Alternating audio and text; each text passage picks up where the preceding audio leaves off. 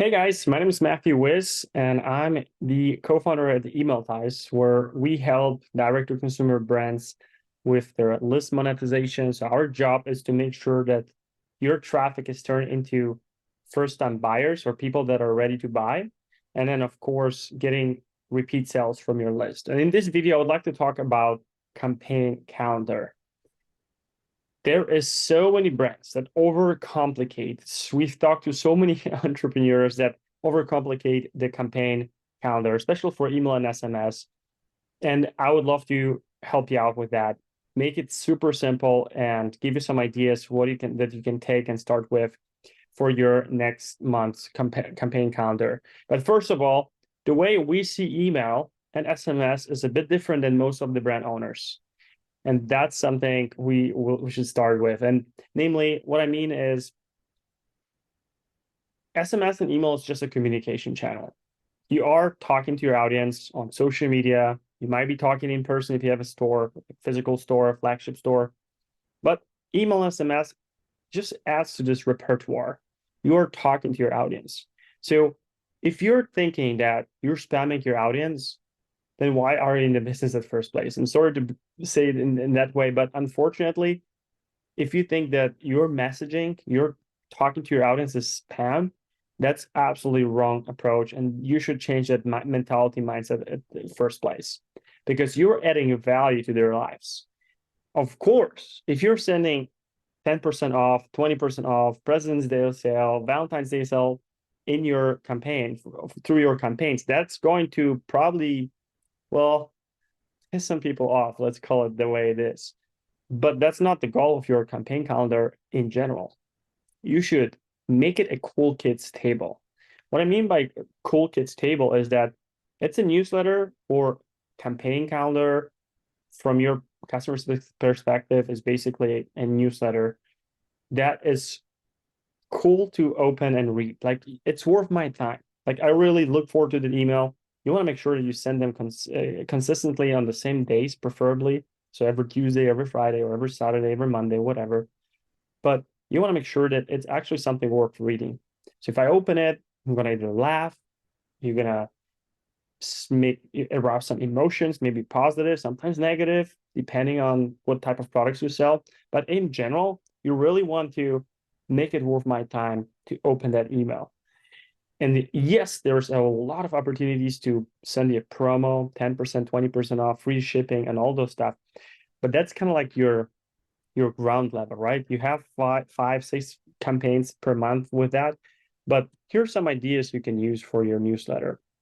In case you missed it, if you're very active on social media, use that to highlight your best post or best tweet or best TikTok, best short format video, best YouTube video, whatever that is. Highlight it. If you have a lot of blog posts that you're writing for SEO reasons, include them in your emails, like highlight the blog post, right? Value-added blog posts or value-added emails are always going to give you a lot of benefits.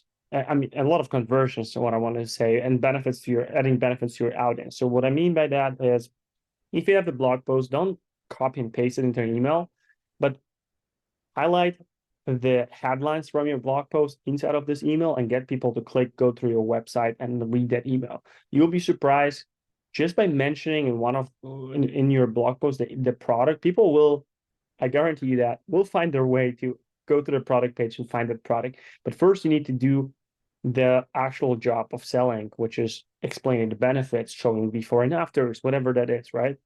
So if you have a skincare product, you might be talking about skincare routine. Think outside of the box. You don't always have to talk about your product at all. Like you can talk about, if you're having skincare products, you can talk about maybe skincare routines in general. Do you have one? Should you have one? Here are an example of a skincare routine for the morning, for the evening. Maybe talk about food.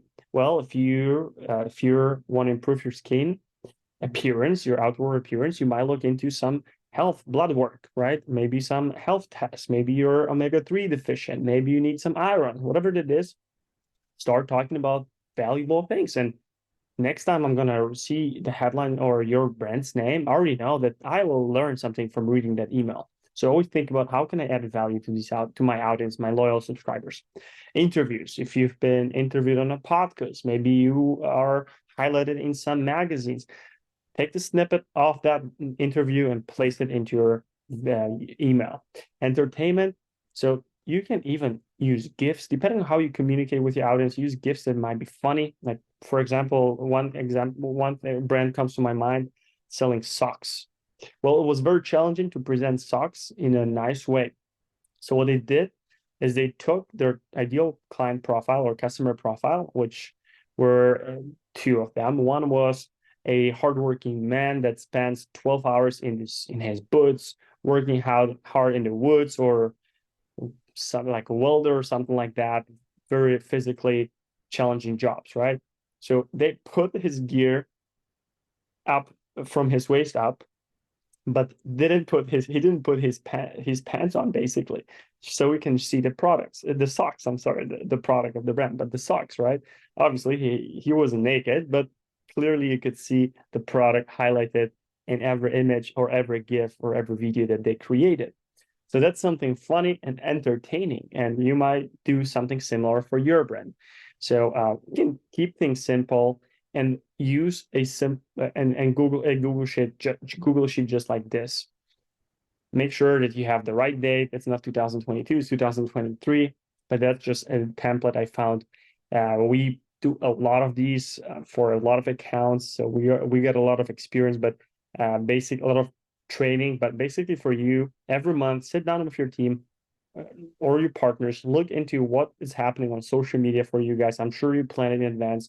Make sure it's congruent with your email experience is congruent with whatever else you talk on socials. Come up with ideas. First of all, look into what's happening this month. So if it's February, then we have Valentine's Day, President's Day. So those need to be included. Those will be your sales. You're probably going to have at least 2 emails each, like a sale and then reminder. So you have already 4 emails.